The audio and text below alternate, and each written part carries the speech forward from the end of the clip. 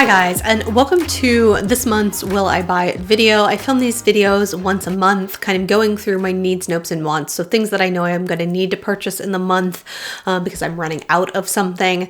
Things that I am not interested in, so my nopes that I'm just anti-hauling, and then the wants. So the things that have caught my eye that I'm kind of curious about.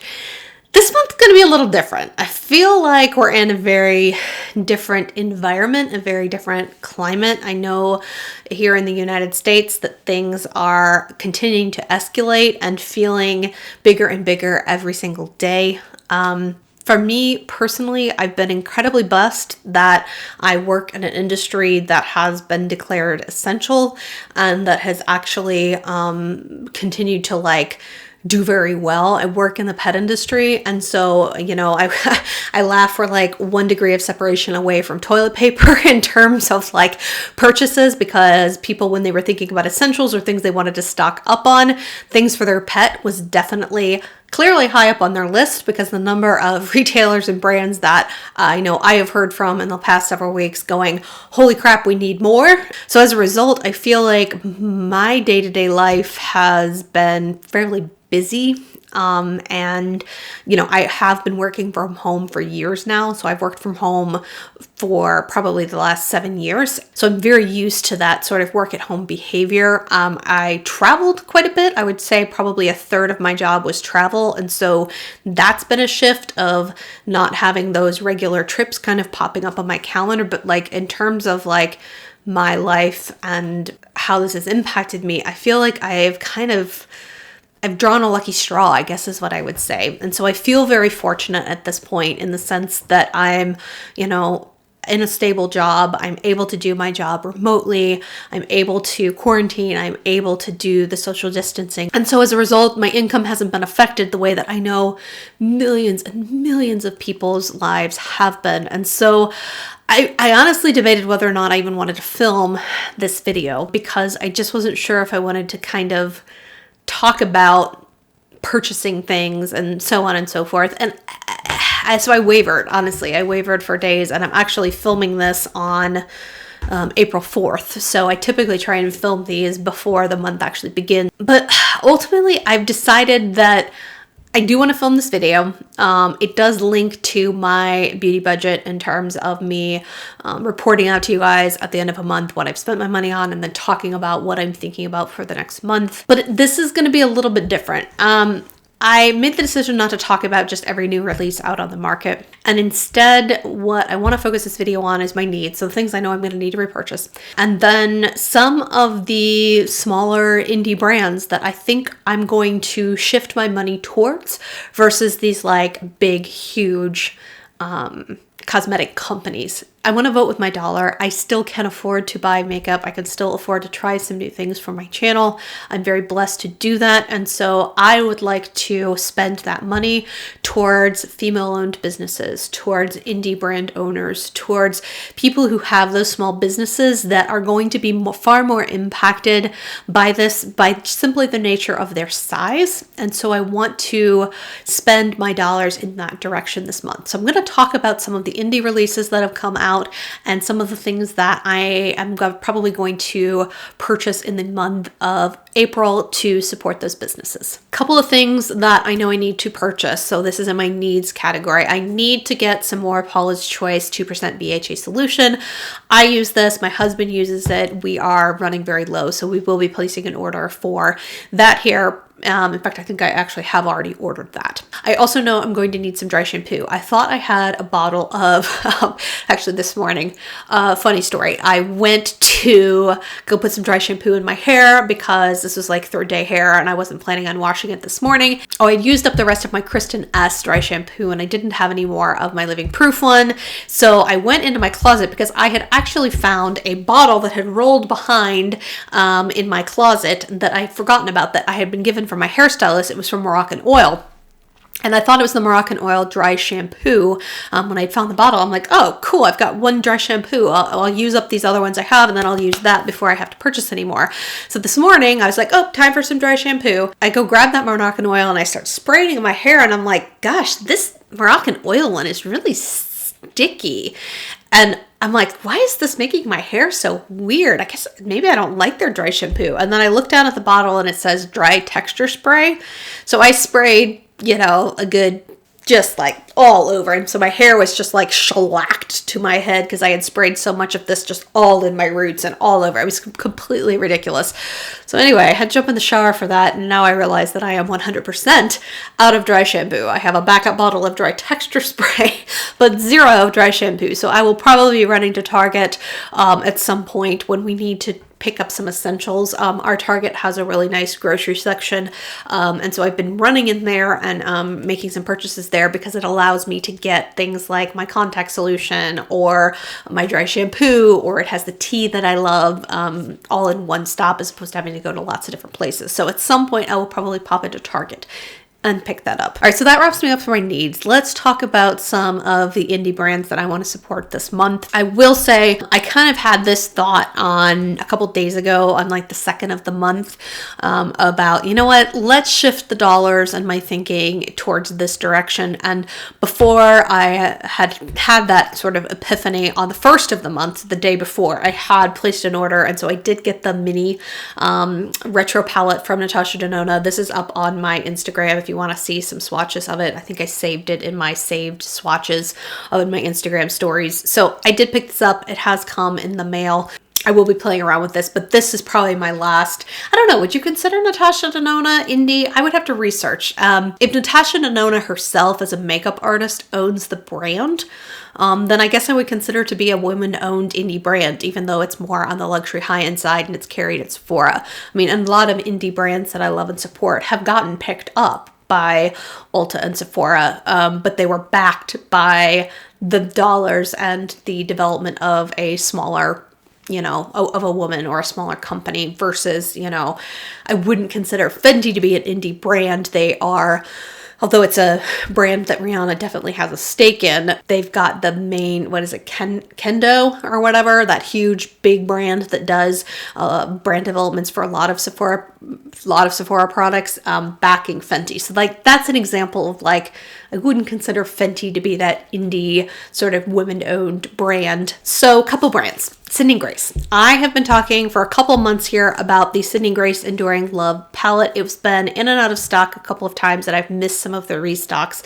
It does look like it's in stock and I have actually placed an order for it. Sydney Grace is a woman-owned brand out in California. A lot of family members run that brand. They have phenomenal eyeshadow formulas and it's a brand that I've loved for years and I've been wanting this palette, and so I definitely prioritized my dollars to get that. And then she also recently released some more of her lip creams, and so I've been curious about this formula. That formula came out last year, and so it's this idea of it's a creamy gloss that is super glossy but has, I would say, medium pigmentation in terms of opacity on the lips. And so I did pick up one shade in that formula.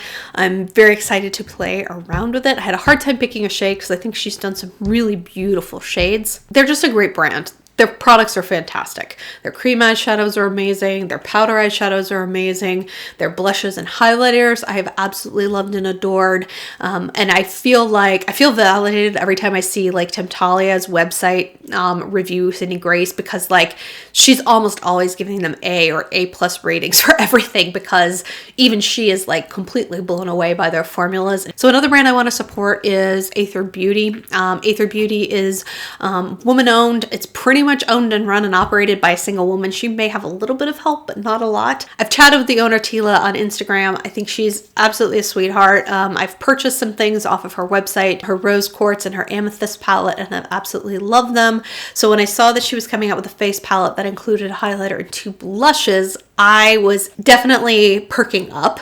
I had saved that one probably in mid-March when I had first seen the launch pop up on Instagram, and definitely with my thinking this month around kind of how I want to spend my dollars, that palette is very high up on my list. If their Radiant Ruby lip creams ever come back in stock on the Sephora website, I still really want to try those as well. Those seem to be an Sephora exclusive. I have not seen those out on her website yet. I have a couple of shades flagged with the emo when this comes back in Sephora. So if those come in this month, I would love to pick one of those up. And then I was actually really surprised yesterday. I got an email from Tila directly, as opposed to the Instagram chatting, asking me if I wanted to try a palette that she's going to be launching later this month. It is her Joshua Tree palette. As with all of her things, the palettes all have charitable causes that she is going to be supporting with those palettes. And so giving back a portion of the proceeds to different charities, being sustainable with her packaging, and really clean with her ingredients. Like, she's just checking a lot of boxes for me. And so when she asked if I'd like to try this Joshua Tree palette that's coming out, that is some really pretty sort of earth toned, warmer and cooler earth toned type shades, all in mattes, I said absolutely. I thought the palette looked absolutely stunning. So she is going to be sending me that in PR. I have no idea when I'm going to get it, but that is the one PR thing that I have said yes to this month. So I'm very excited to give that a try. There's a brand called Salt New York that I have only heard of because of Khaki Reviews Beauty's channel. They seem to be a startup, and they're doing a lot what a lot of startups do, which is doing some pre-orders to get some cash to then go place the orders and go build the orders out. Salt New York does these really pretty, looks like leatherette, almost like little clutches for a magnetic palette. And then they've started doing some cream face products. So of course I immediately perked up. Khaki has raved about their bronzer contour shades and their blushes and highlighters for months and months now, and I have definitely been curious about them. They've got a couple of little bundles going on right now for pre-order. She did just say that because of the virus, kind of the pre-order and the launch window have shifted. So they were trying to launch those beginning of May. It's probably going to be more like the end of May, but I'm thinking about placing an order for like maybe a blush, a highlighter, or bronzer contour type shade. The little clutch looks really cute that you can put them in. So that is high on my list of things to try, and definitely supporting a brand who's kind of in the startup phase of their business during this very difficult time. Also just kind of felt like how I'd want to spend my money. Causemetics I have loved since she rebranded. I have loved her liquid liners. I have loved her cheek serum blush drops. I have loved her liquid lipsticks, her lip glosses. Like, she's just a brand that curates and launches so thoughtfully and with such like high integrity, and like, maybe integrity is the wrong word, but just quality levels are just superb. And there's an aesthetic to that brand that completely draws me in. I love its sort of black white packaging with this octagonal sort of shape. I saw Michelle Phan actually doing an Instagram, and she has these like gold dangle earrings out of the shape that's kind of her brand's logo, and I was like, dang it, if she started selling those earrings, I would buy those in like 2.2 seconds. But she launched a Magic Hour collection that I just had, I don't know, I caught my eye, I flagged it, I liked it, and then I just kind of prioritized other purchases over. So I am thinking about going back and kind of purchasing the little eyeshadow palette and then potentially one of her Magic Hour blushes. At this point, I think she has two. She might have a Magic Hour blush and then one called Faded Clementine. So more of a sort of peachy golden type shade. I'm interested in both the blush and the eyeshadow palette, and I would like to support Michelle and Causemetics during this time. PYT Beauty has a couple of eyeshadow palettes that I'm very interested in. It's a brand that's caught my eye. I've been interested in some of their very neutral, natural looking blushes. I've also been very interested in their eyeshadow palettes. And so there's one eyeshadow palette in particular, their Cool palette, that the more I looked at swatches online, the more I thought this looked like an absolutely stunning eyeshadow palette. The brand is owned by two women who are friends and really wanted to do a clean beauty brand that really performed. And so I've been very curious about PYT, their highlighters, their blushes, and their eyeshadow palettes. And so these are carried at Ulta. I think some of these products are on sale at Ulta. And then I think I also got like a 30% off discount code for their website. So I think I'm probably going to place an order on their website for a couple of items this month. Like like I said, it's been a brand that has been like buzzing around in my brain for the last several months. And so I think now is the time to support these smaller businesses. A couple other smaller businesses I wanted to call out. I don't know if I'll be buying, like I said, I'm not necessarily sure I'll be buying all of the stuff, but I did want to call out some new releases from some smaller brands. One is from Sigma. I know Sigma is a fairly large brand in the sense that like their brushes have gotten very popular, but I don't really consider Sigma to be like the biggest brand of life. And they actually are getting ready to release their Cor de Rosa palette. And I have to be honest, I think the palette looks really, really pretty. It has sort of warm peachy tones, and then it leans a little bit more reddish rust and some rose gold. I mean, there's nothing in this palette that's like revolutionary from a color perspective, but when I look at the swatches, I just think it looks like a really lovely warm palette. It's like my kind of warm tone palette because it goes sort of the peachies and the rusty tones as opposed to something very like yellow and orange. The Artist Couture Supreme Nudes palette I've seen a couple of reviews on, and I also think this looks like a very pretty sort of neutral palette that has a lot of pops of gold in it. The colors seem to be performing absolutely beautifully on everyone who's tried it. It's a very neutral palette. It might not be super groundbreaking, but it's got a little bit of an edginess to it, a little bit of a grunginess to it that I think makes it really, really pretty and really attractive. I don't know as if I'm prioritizing this over some of the other things that I've already talked about, but I did want to call it out because I do think Artist Couture, it makes a really lovely eyeshadow formula from everything I've heard, and I did do a bit of a double take on this palette. I also, because of my experience with Thrive Causemetics, am contemplating picking up 2 other products from them, maybe 3 that I'm interested in, possibly that other blush shade. It's a little bit more of the sort of rusty copper shade. Kind of thinking about that blush. Also very curious about their High Shine Reviving Topper. So they've got sort of a lip gloss topper that looks really pretty. I like the shade Glinda.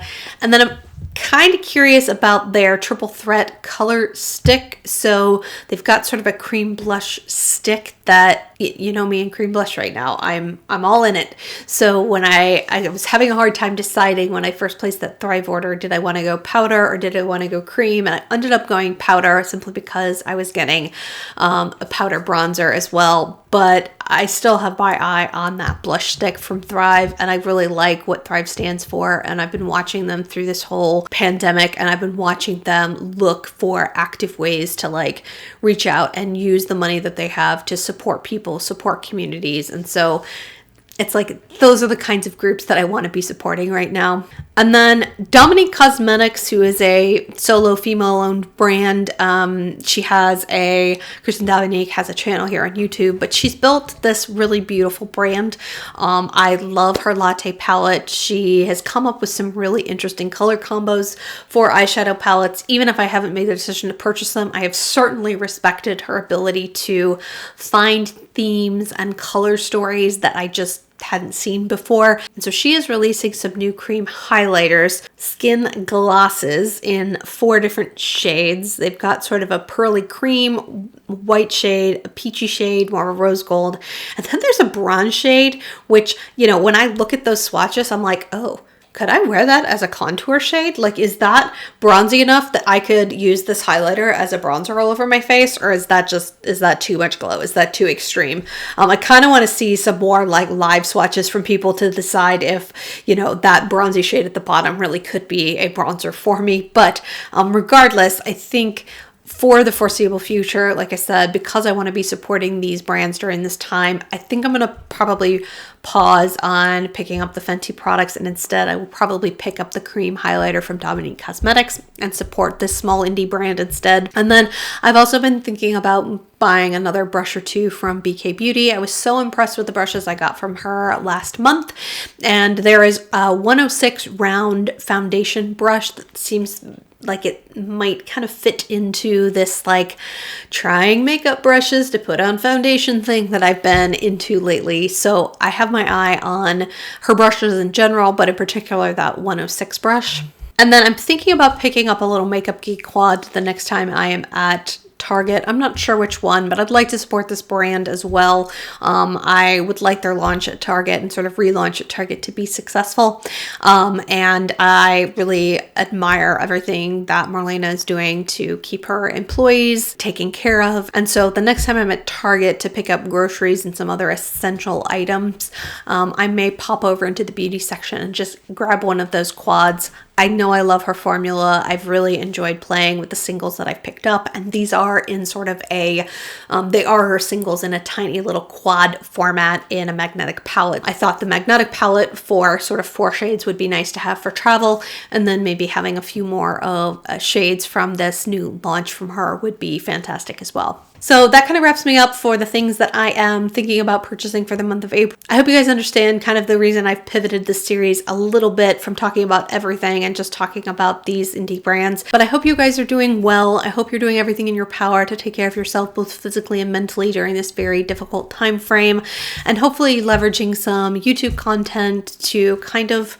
chill and relax and not just read the news and get more and more stressed the more that we read. So I hope you guys are having a good day and look forward to chatting with you down in the comments about something fun, something makeup related. Talk to you soon. Bye.